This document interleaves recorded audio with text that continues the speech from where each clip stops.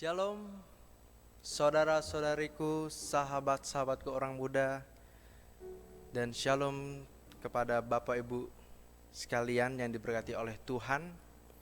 Kembali lagi kita akan membahas atau mempelajari buku pelajaran salah sahabat kita di hari Selasa, tanggal 14 September, yang memiliki judul Misi Selesai. Ayatnya terdapat di dalam kitab Yunus 3 ayat 1-10. Sebelum kita memulai mempelajari akan firman Allah pada hari ini, saya rindu kita bersatu di dalam doa. Bapa kami yang bertakhta di dalam kerajaan surga, terima kasih Tuhan atas kebaikan-Mu, atas kasih-Mu yang masih Engkau berikan kepada kami hingga saat ini. Pada hari ini juga kami rindu mempelajari akan firman-Mu yang terdapat di buku pelajaran sekolah sahabat kami ya Tuhan. Kiranya Engkau berikan kami hikmat, akal budi dari sorga, supaya kami boleh mengerti akan firman-Mu dan boleh kami terapkan di dalam kehidupan kami masing-masing. Inilah doa pengharapan kami serahkan kehidupan kami ke dalam tangan-Mu. Kehendak mulai jadi di dalam nama Yesus kami telah berdoa. Amin. Misi selesai. Pelajaran sekolah sahabat kita mengatakan bahwa kota Niniwe adalah kota yang besar. Ya. Luasnya 3 hari perjalanan. Nah, khotbah Yunus langsung pada inti permasalahan, yaitu 40 hari lagi maka kota Niniwe akan ditunggang balikan. Alkitab tidak mencatat apakah ada pendahuluan dari inti khotbah Yunus ini atau tidak. Apakah tidak ada tawaran kasih karunia dalam khotbah Yunus tersebut?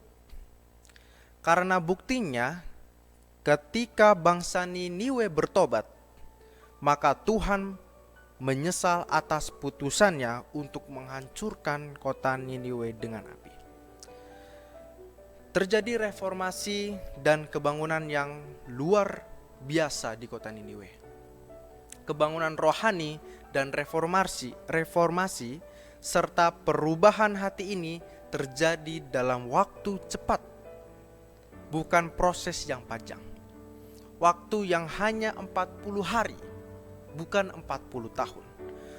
Pertobatan dan pembaharuan hidup dimulai oleh perintah Raja Asyur. Perintah ini melibatkan semua penduduk Niniwe, baik rakyat, pejabat maupun pejabat kerjaannya, bahkan hewan ternak. Pidato perintah sang raja singkat, namun penuh dengan teologi yang benar tentang pertobatan. Raja bukan hanya memberi perintah, tapi dia juga melakukannya sendiri. Roh Kudus bekerja dalam diri penduduk Niniwe sementara Yunus berkhotbah dan sementara raja mengeluarkan perintah reformasi dan pembaharuan hati. Orang-orang Niniwe tidak pernah mendapatkan manfaat dari kuasa Tuhan. Kebenaran firman Tuhan seperti yang diterima oleh bangsa Israel. Dengan semua fasilitas yang Tuhan siapkan dan berikan kepada Israel, Israel tetap menolak Tuhan. Sekarang bangsa kafir ini, Niniwe, yang tidak pernah mendapatkan fasilitas-fasilitas seperti Israel, justru bertobat dan menerima pekabaran Tuhan melalui Yunus, sehingga mereka untuk sementara waktu terlepas dari api yang menghanguskan. Penduduk Niniwe lebih memilih menyerahkan diri kepada belas kasihan Allah, bukan kepada pencapaian diri. Mereka memilih bersandar pada kebaikan dan kasih karunia Tuhan. Lalu bagaimana pertobatan yang dilakukan penduduk Niniwe? Yang pertama, raja meninggalkan tahtanya dan jubah kerajaannya. Ini menunjukkan sikap untuk meninggalkan kemegahan diri, kedudukan untuk merendahkan hati.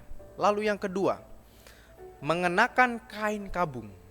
Ini lambang yang merasakan duka atas dosa-dosa yang telah dilakukan selama ini.